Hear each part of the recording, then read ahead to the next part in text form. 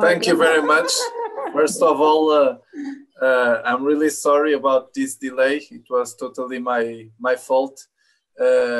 Actually, well, we this year we had changed a lot of times from presential work to telework and so on, and actually it was my fault. I had in my agenda this event from some months ago, but it was tomorrow in my agenda, so I was completely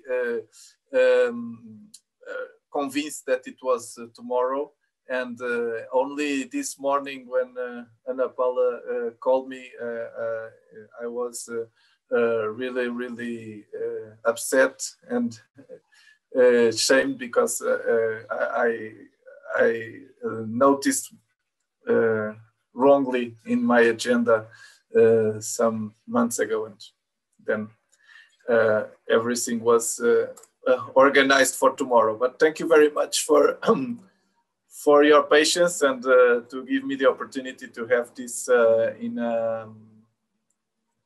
a different schedule that it was planned. And and first of all, I'd like to say that for me it's a pleasure to be in contact and to participate in this activity. I think it's very important to have this opportunity to change ideas and knowledge about our education system with experts abroad. Actually, during the last years, I was also the expert from the Portuguese government to participate in both UNESCO and OECD committees, and it's always a pleasure for me to know more about the other systems and also to may improve the knowledge abroad about our own system. It's always very interesting to discuss about the differences and what we can do together. So it's a pleasure. I will share a brief presentation to support my my speech. But the idea it was to prepare something that was more or less for 20 minutes. And then to have opportunity also to hear from you and to answer some of your doubts and interests. So I will share now my presentation. Let's see if here share. Okay, it's fine. Yes. Yes. Okay. Yes, it's okay. That's good. So my idea is just to give you a brief presentation, starting with this inspirational thought of John Dewey. Maybe you know it already, but for me and for us is a very important guidance for our works.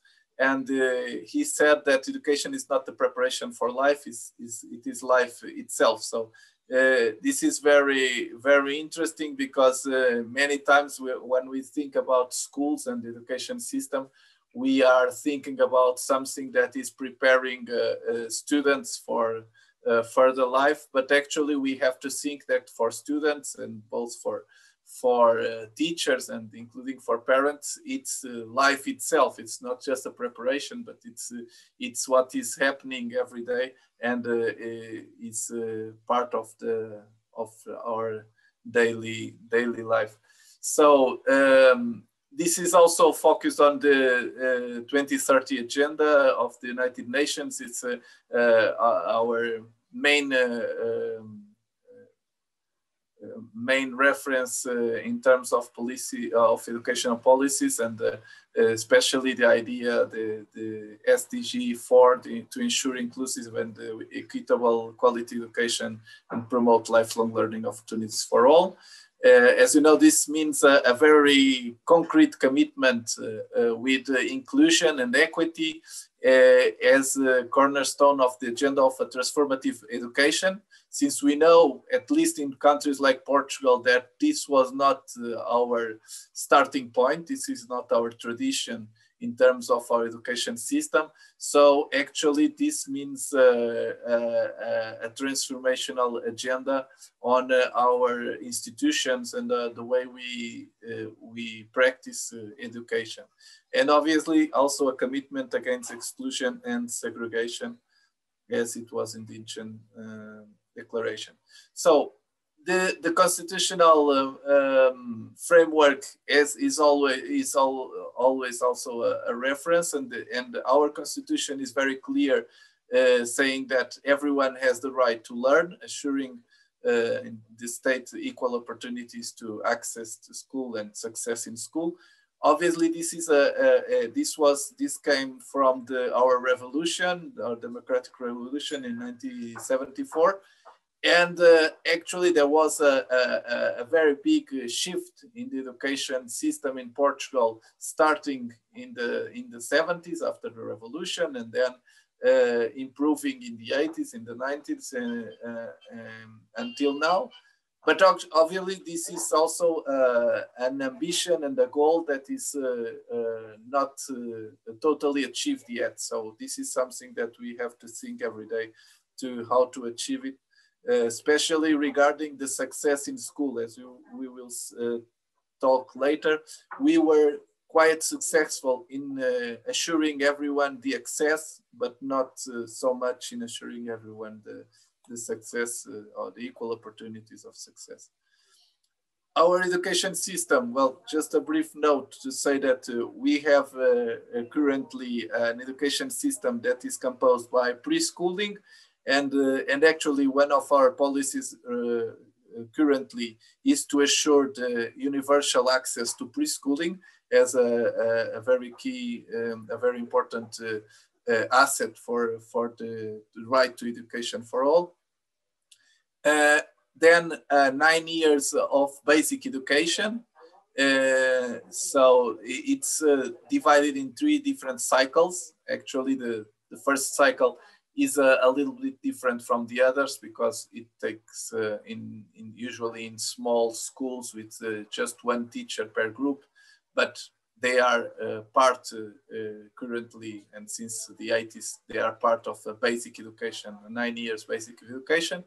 And then from 10th to 12th grade, we have a secondary education, and our secondary education is organized in different paths. There are different scientific humanistic courses. This means that students usually at the age 15, they have to make a key decision. They have to decide if they go to different scientific areas, the scientific humanistic areas, like science and technology, socioeconomics, arts or humanities, or if they can go to a vet course, a vocational educational training offer, and all of these options give access to the upper secondary degree. And then we have, well, as the other countries in Europe, a higher education aligned with the Bologna process. So regarding higher education, actually the differences are not so significant in comparing with the basic and secondary system. Well, just a brief note on the inclusive education concept. We are working, especially since 2018, with a concept of inclusion that is different from the past traditions in the education system. And here you have a brief image to illustrate this idea. First of all, we had a system that was exclusive, and since not everyone has the right to have their education, so this the first image makes an idea about a system that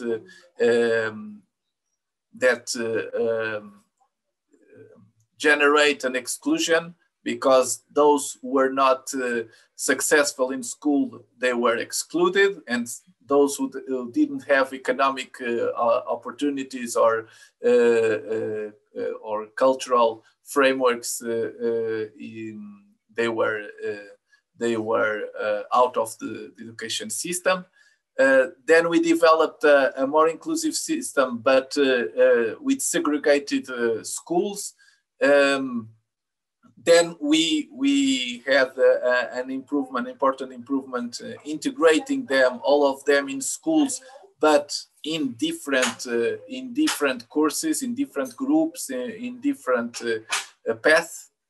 And now we are committed with a real inclusive system for us. That means that all students, at least in basic and secondary education, are integrated in same schools, in same groups, and working with the same curriculum. This obviously is a long path, and we may discuss it further if you want to discuss about some of the details of this process. But this I may say the conceptual frame is this. Well, just to say that we have 5 key challenges on this process that I would like to sketch. The first is how to assure effective access and attendance. The second, to assure effective conditions of learning or learning conditions. A third one, to assure the access to the same schools. A fourth one, to assure the access to same curricula and heterogeneous groups. And a fifth one, finally, to assure the respect for different abilities, cultures, and interests.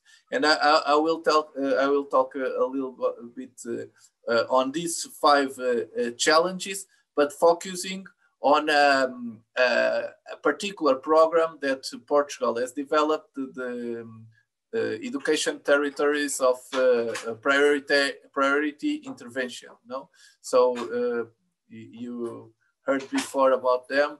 It's a program that it was developed in Portugal since 1995. And currently it encompasses more or less 17% of our public schools network. And it's especially the 17% of schools in poorer contexts, in more vulnerable contexts with socioeconomic vulnerabilities, and also a huge cultural diversity and many difficulties to achieve the right to education, as we mentioned before. So regarding these 5 challenges, I will tell you a little bit more about them. First of all, to assure effective access and attendance. This is obviously linked with the goal to prevent early leaving from education and training. As you see in this graph, we made an impressive progress during the last 2 decades, and actually in the turn of the century, we were very, very far from the European standards and averages, and actually we were the country with the bigger early leaving from education and training. And then the progress was quite impressive.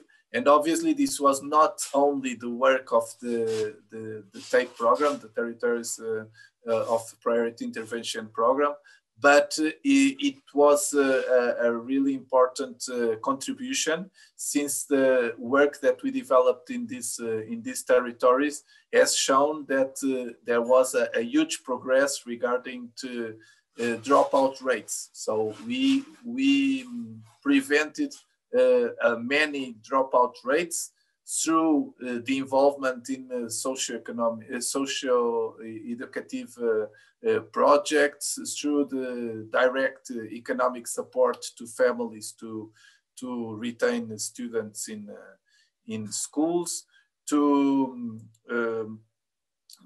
the development of pedagogies more adapted to these contexts and more adapted to involve all students in this context. So there was a very important work. And also, I would like to stress the involvement of many local entities. So the education territories of priority intervention, they had a principle to involve many institutions working in local basis with these communities, especially obviously in education, in health, in social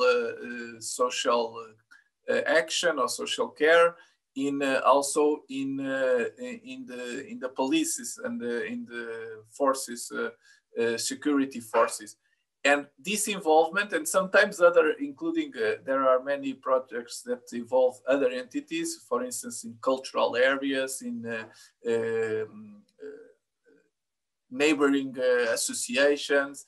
And this involvement is very important, because schools cannot do this work alone. Schools have to work together with these local institutions to find solutions for every child and every youngster. And this was one of the issues that we saw, that there was a really important improvement linked with this different way to think about the education, and especially the struggle against early leaving from education and training. Obviously, there are some challenges too, especially regarding attendance, because when you see that in many cases we still have some lower attendance rates in these territories, and this is a problem because obviously with lower attendance rates of students means lower opportunities to learn, and obviously lower education success. So they are in schools, but sometimes they are not attending every day, and this obviously means then some challenges regarding the learning patterns and the education success. The second, I would like to the second one is to assure conditions to learning to everyone. And well, here there is a huge discussion, because obviously learning conditions is not an easy indicator, and there are many debates about how to measure and how to analyze this indicator. But well, here I have just two key indicators in Portugal. One is the PISA scores. As you know, the OECD most famous indicator about the learning patterns of students in 80 countries, more or less. And here we had also a very important improvement, as you see, both in math. This is the left graph, and the right one is in reading. And in both, Portugal had a very important improvement since 2000 to 2015, and actually to 2018, according to the most recent report. And this is also interesting, because we see that this improvement was also an improvement in the lower levels. So the number or the rate of students that cannot achieve the basic skills in these tests has reduced in a very big, in a very significant way during these 15 years. And this is for us also an important evidence about the work that we are developing in more vulnerable contexts, because this means obviously more opportunities to learn for all. And also the retention rates, as you see in the lower graph, we had a very high retention rates in the past, and we were able to reduce retention rates during the last 20 years. Well, here it is 10 years, but if you see in 20 years, this was the main trend. And obviously we have still retention rates, significant retention rates. So we are not happy with this indicator, but the improvement was important. And regarding these education territories, we see that the average, the scores are bigger. So there is more higher retention rates in these territories, but the difference regarding the average was also reduced during this period. So there are not so many differences or so many inequalities as it was in the beginning of the program or in the early years of this century. So regarding the third area, to assure the access to the same curriculum, this is also an important aspect. And here we have some discussion. And I think it's an area that we have to focus in the near future, because, well, these graphs are in Portuguese, but I will may tell you briefly what they means.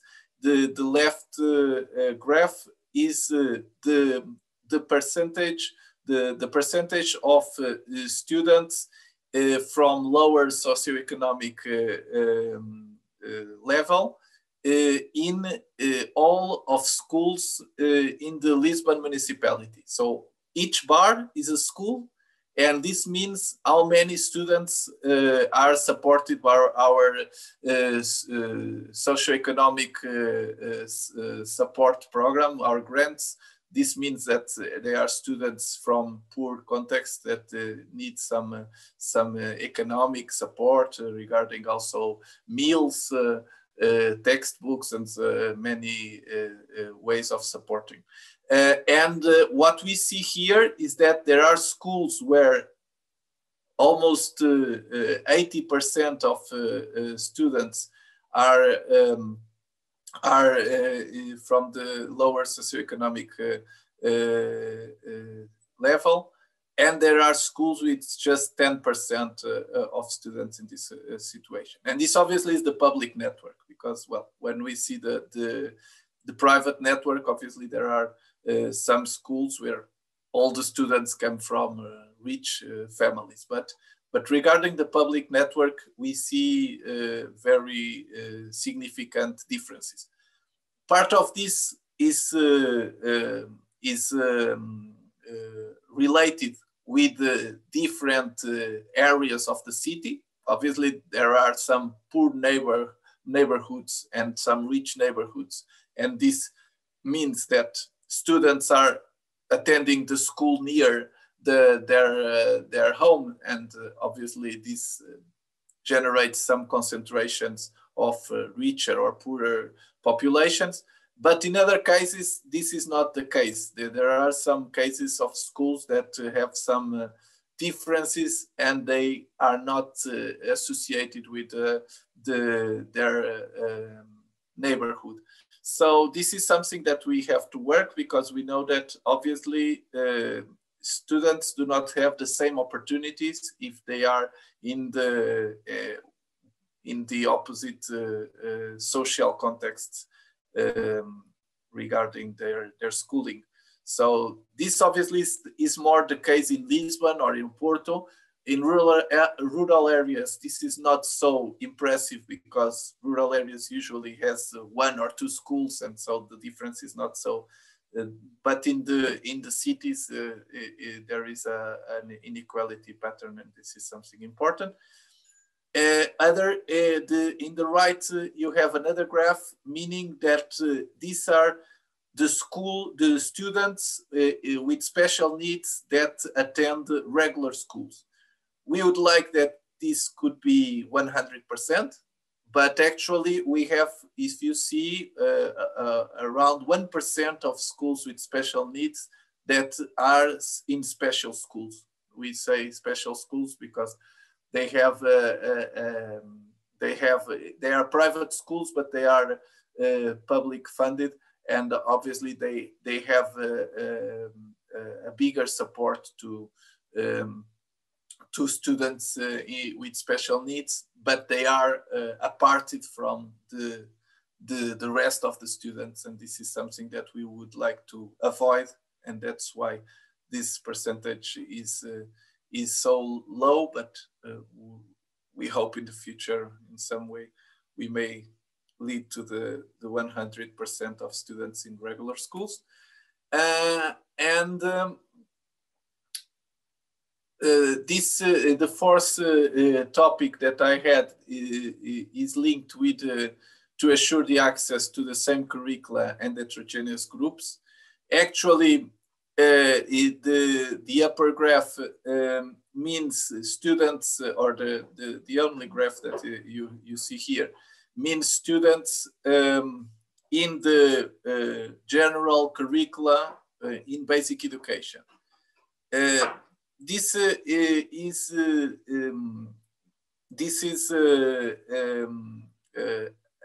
related with the fact that students who have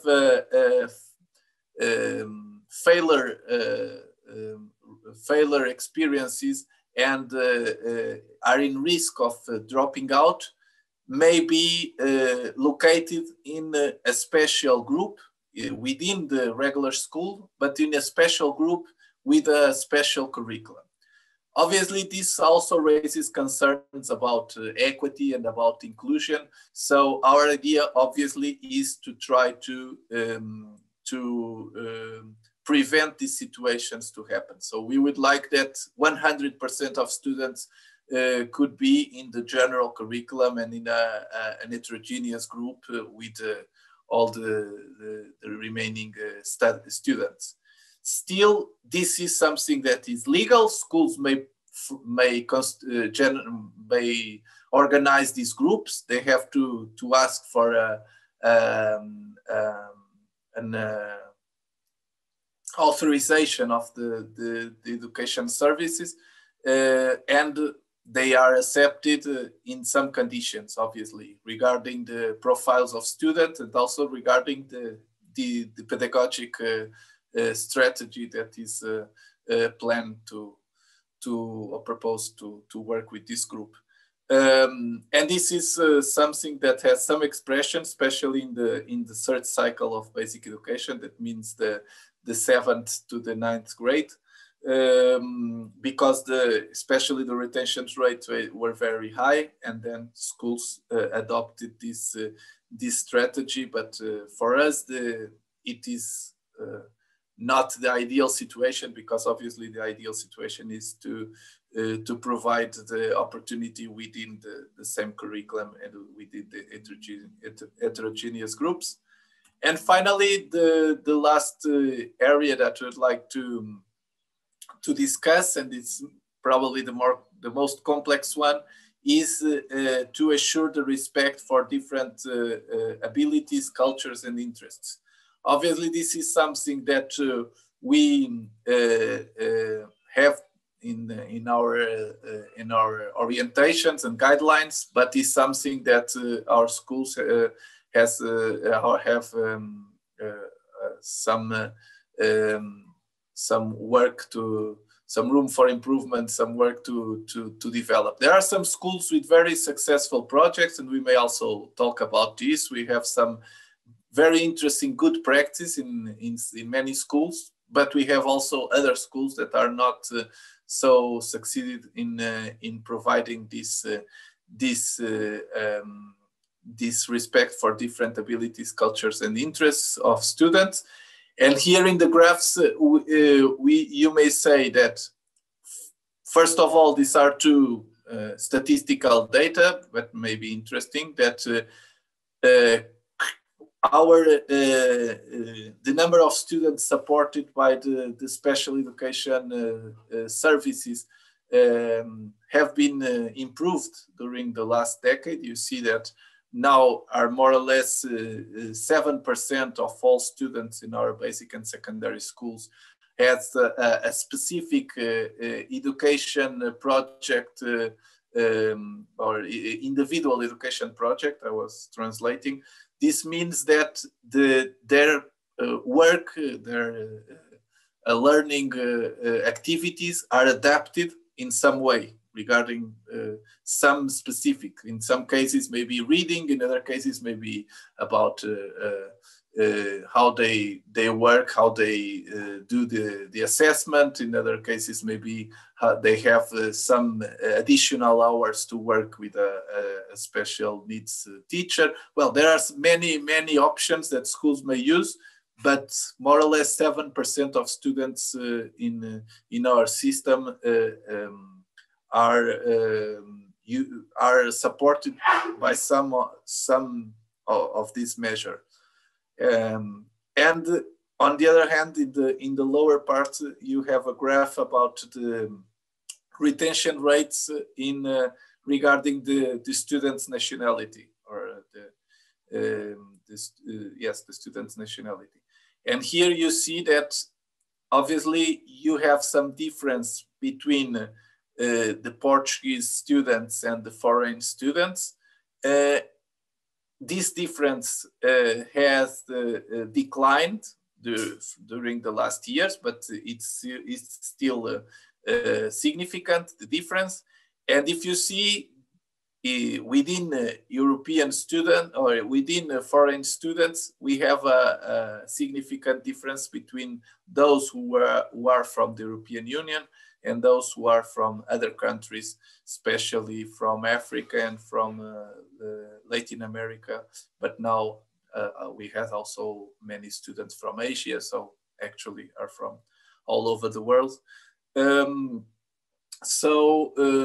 These are the main ideas that I would like to share with you. And obviously I'm available to keep discussing it and to may reply to some of your concerns and interests. Thank you very much.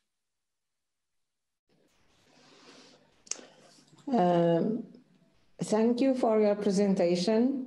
I have to inform you that the organization of the works takes a break between the presentation and the answer to questions, because our colleagues are organized by our partners, are different nationalities, and they take some minutes to discuss within the national group some points, the questions. So, Pedro, if you don't mind, just wait 15 minutes for the session of questions and answers, okay? Okay, perfect. Okay, no thank problem. you very much. You're welcome. Do you mind to unshare the screen, your screen? Yeah, of course. Because I have to see the people. Yeah, you're right. Let me see how to do it. Interrupt here. Okay, that's fine. Okay. Thank you very much. You are welcome. So now we are going to break out in the participants in national groups, and we come back in 15 minutes. We can have also 10 minutes, maybe a bit shorter. Okay. What do you suggest, Adele? 10 minutes or 15 minutes? I suggest 10 minutes. 10 minutes, okay, okay. So 10 minutes.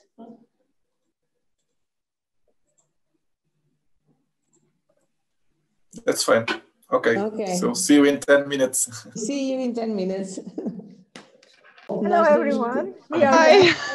It's so good to listen. I was exchanging ideas with Pedro in Portuguese. But I think that now everybody has came back to the main room. So Pedro is now available to answer to your questions. Who starts?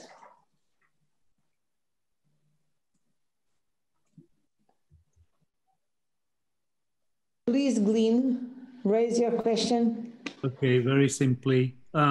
Thank you for the comprehensive explanation, Pedro. It was appreciated. A little more on the funding. As you know, this is of vital importance to everyone. Two questions. One is, you explained about the territorial educational intervention priority areas. Yeah. This is, and it was, am I right in believing 17% of the schools? Is there a pupil weighting formula in terms of funding? By weighting, that is additional funding per pupil, or how is the ratio per pupil, or what is the system that you operate? That's the first part, and maybe I'll follow up depending on your answer. Turn on the mic, okay. Okay, thank you very much.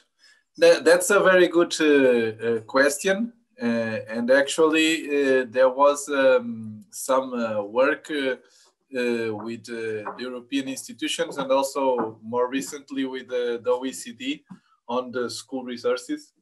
And on the school resources that we discussed actually the funding system and how to make it more equitable. Well, regarding the intervention, the priority intervention program, our system entails two main ways of additional support to these schools. You know? One is regarding the teaching hours. So the school is allowed to have currently more or less the double of hours of non-teaching hours to provide to their teachers, and this is obviously paid by the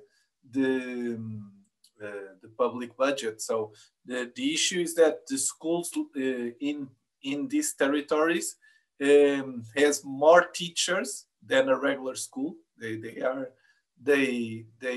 allowed to allocate more teachers because because they have I will start explaining something that probably you don't know. In other countries, it's not like that. Is that in Portugal, all schools has some, besides the regular teaching hours, has some additional hours to allocate teachers to activities. For instance, to supporting lessons, to involve the community, to organize to teachers meetings. Well, this means we call it the school credit. So the schools has a credit regarding the number of students to manage teachers in these hours.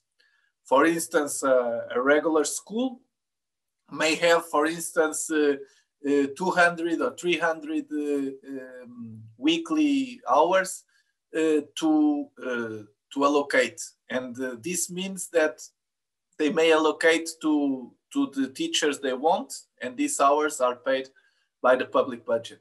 And the issue is that in these territories, this support is doubled. No, so these schools have more teaching hours. No, this is one part, and the other part is the possibility to hire other kind of professionals. For instance, psychologists, social workers, social cultural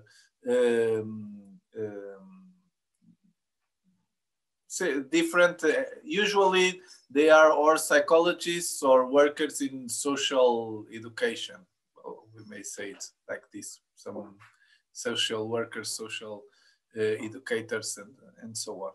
So more or less the support that these schools has is especially on this, in these human resources, both more teachers and more experts, professional non-teaching workers.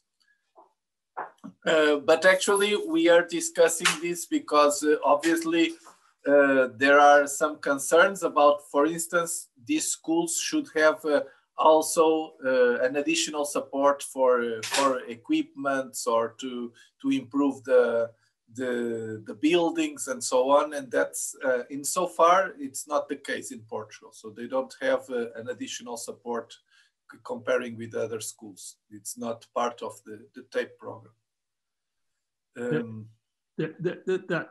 That's really informative. Thank you. I'll not to control the time. Just one last thought. As a direct result, although Portugal has done somewhat better than many countries around COVID, it is likely that there will be a significant impact on children's development, educational development and achievement as a result of COVID. And particularly in areas of social deprivation, social and economic deprivation. The one usually follows the other, but not always. What are the Portuguese Education Ministry's plans for compensation, if you like? Yes. No, well, this is probably the main topic this year on our education policies, and there are some policies that are being carried out. First of all, we are running a special diagnosis that it was planned for December. Now it's I think it will end up in January. But the issue is to have exactly a diagnosis about the learning impacts of this situation and how it was linked with also with the social situation, social conditions, and the school and the way the school managed to keep providing education in these difficult conditions. So this is one part. We are developing a special study, especially survey to understand the impacts in the learning patterns. We had in September we published a first study that was on the education, on the schools adaptation. So how schools were adapting. But now we are working on a concrete survey on the learning impacts, and that's obviously more complex and more. On the other hand, we have some measures to try to mitigate this phenomenon.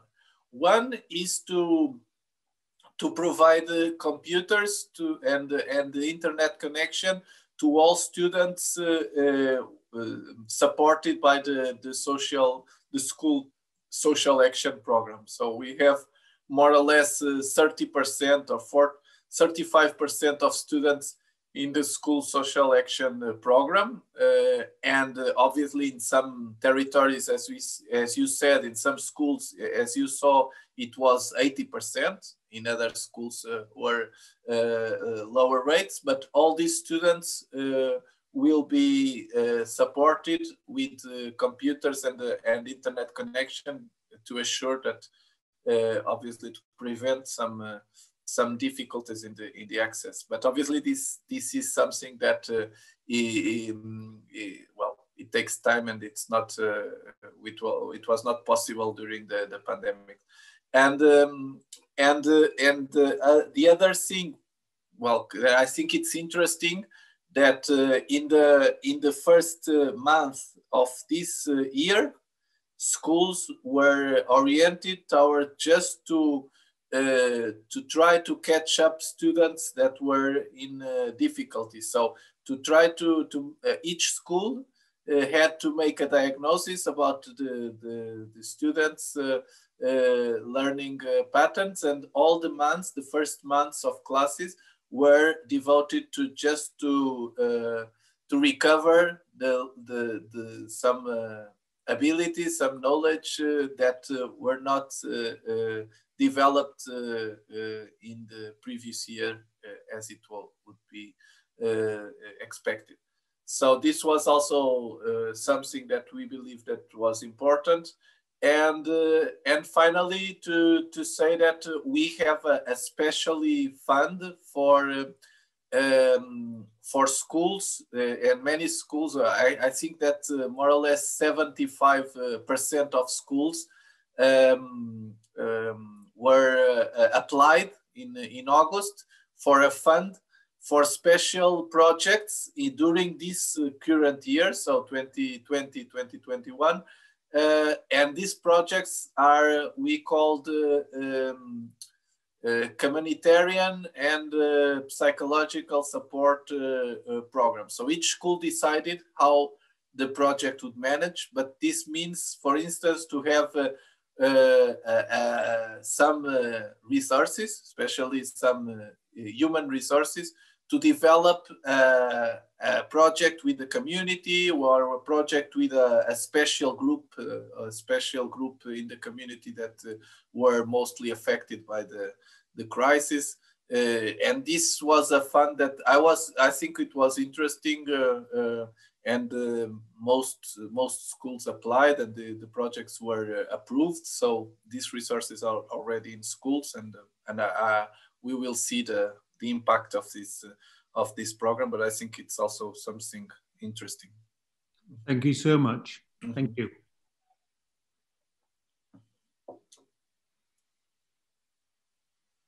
Some other question?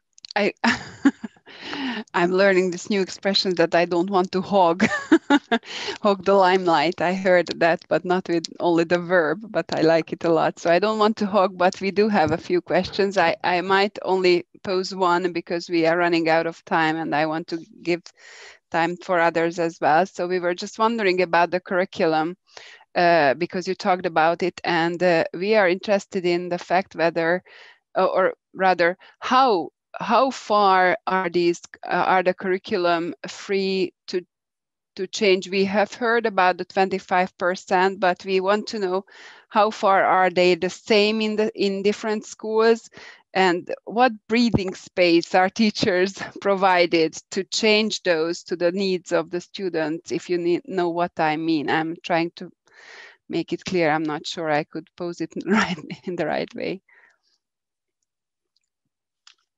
Yeah, I think it was clear, and it is also a key issue, no, especially in these territories, but in all schools. Well, there are two different options. Since 2018, we had a new curriculum legislation, and this means that all schools takes control over 25% of the curriculum of each subject. So they may, for instance, use this time for create a new subject, but they may also make some improvements, local improvements on each subject internally.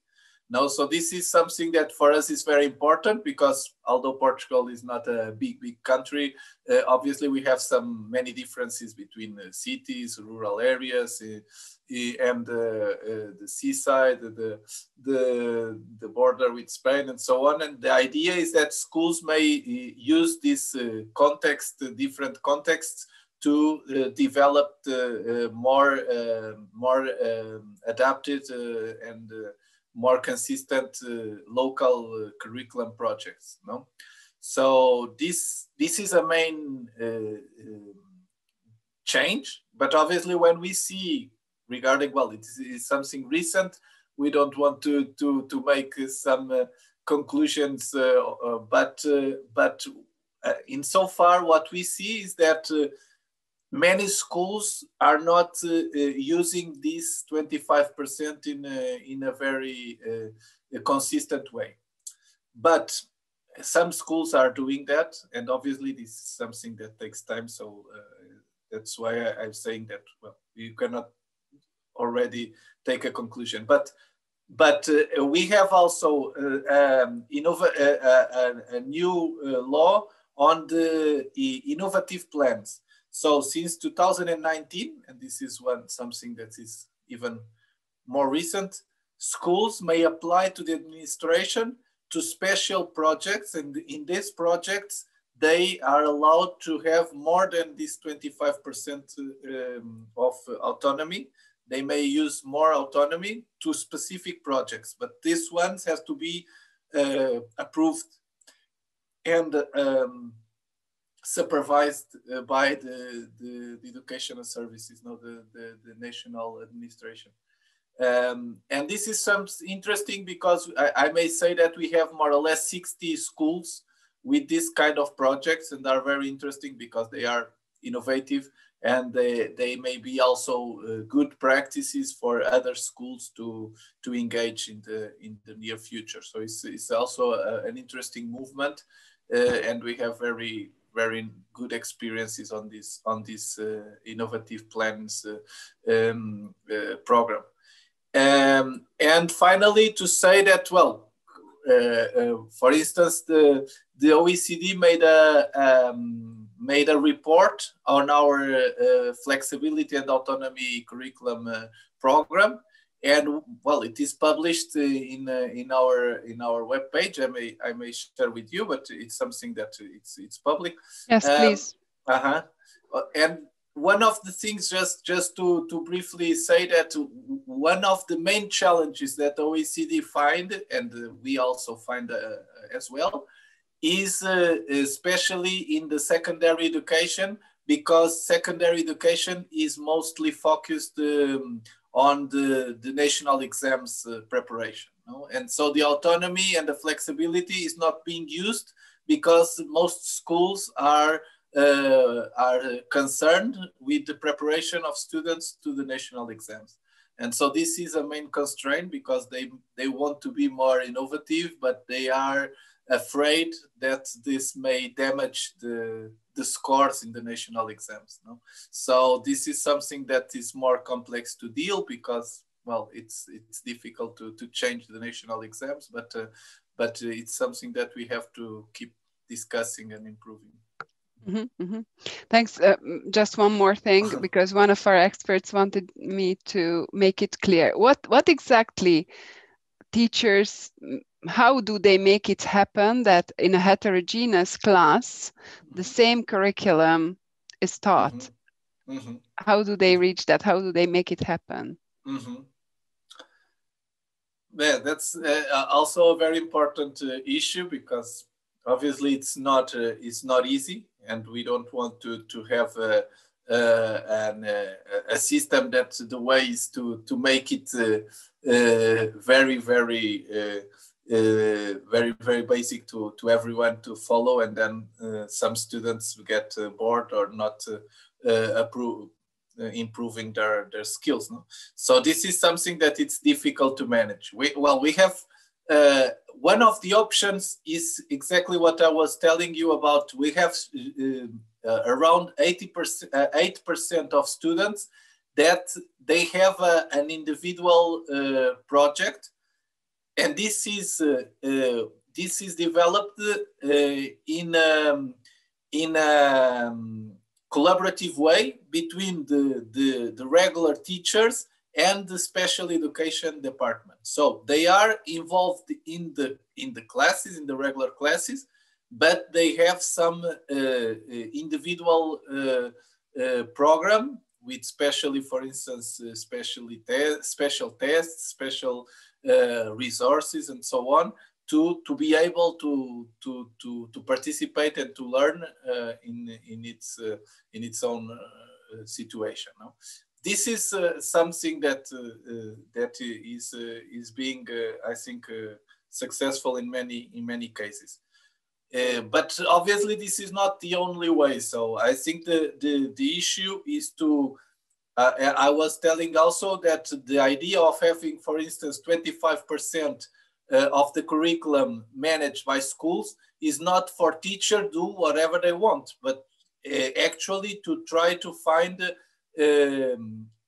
ways to involve all groups, and the groups are heterogeneous. So it's a big challenge for schools to adapt the classes and the curriculum to the diversity of students they have.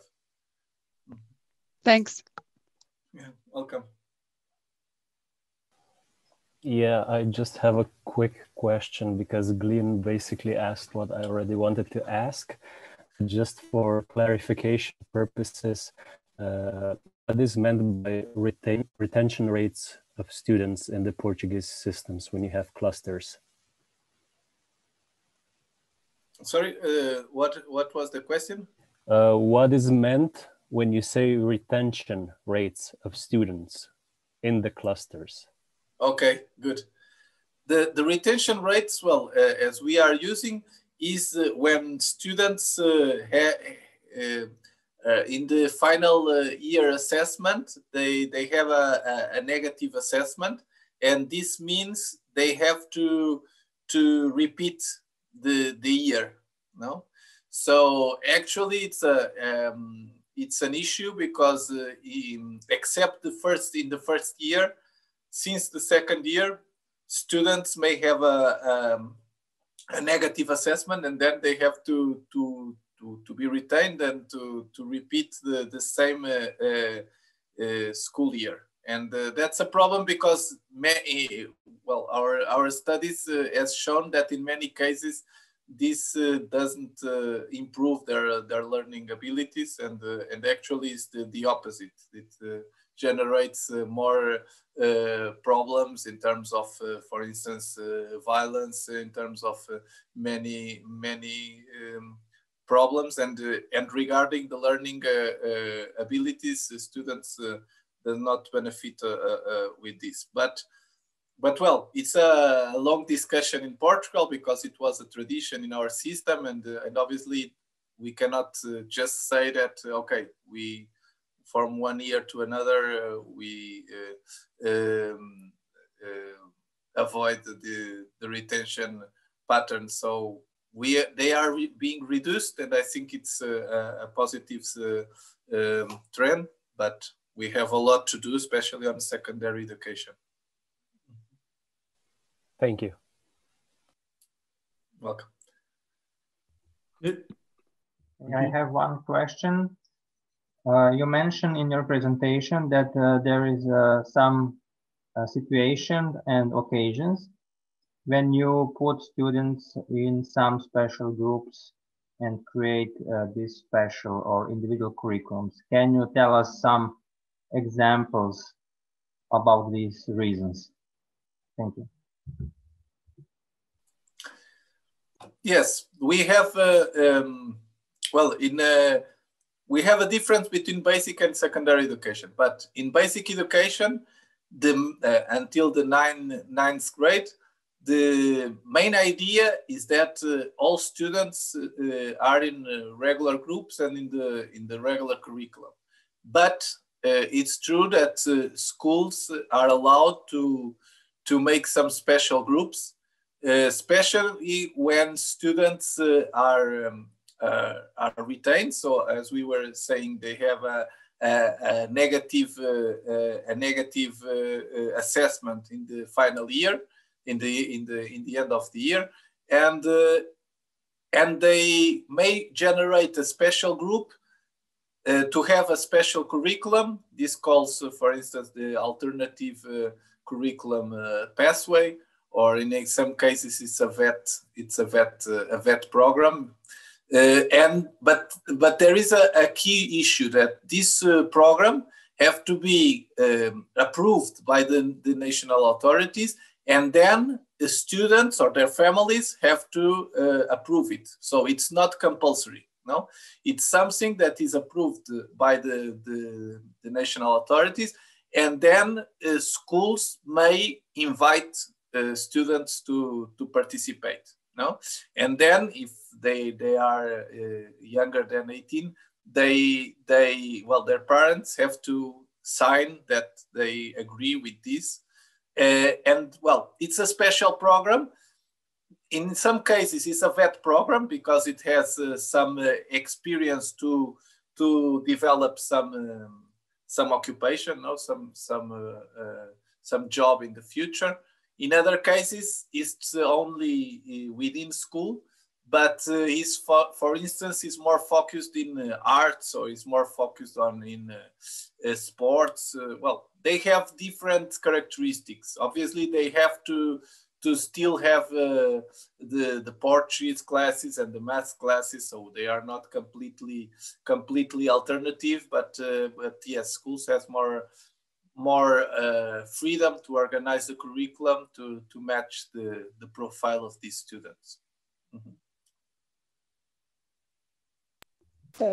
Pedro, maybe you want to answer Mariana, what is the social action program? Okay.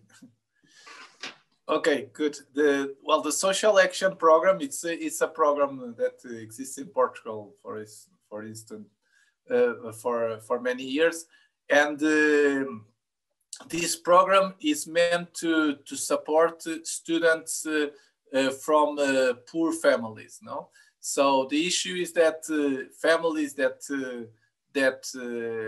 have low incomes, they apply to it in the beginning of the year, and this means that schools may provide a special support to these students, and the special support has many characteristics, many features.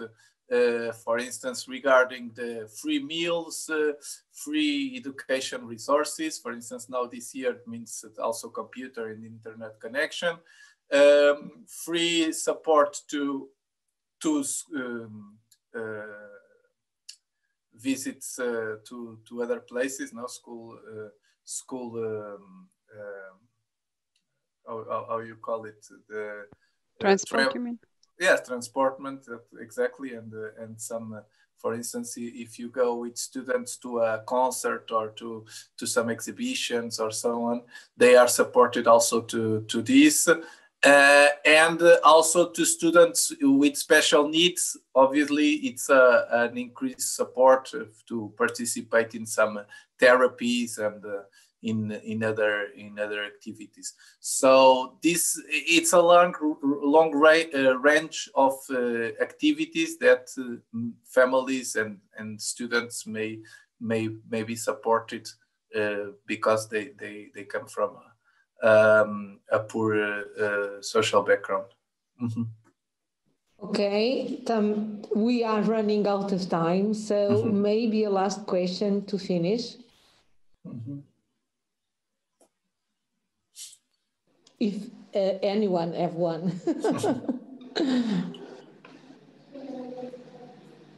No? So we can say goodbye to Pedro and thank him once again for sharing the research outcomes with us.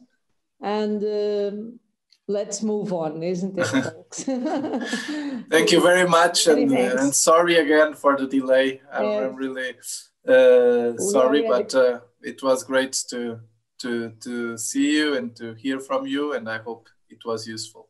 Thank you very much. Okay, thank you. It was for sure. Thank you. Very much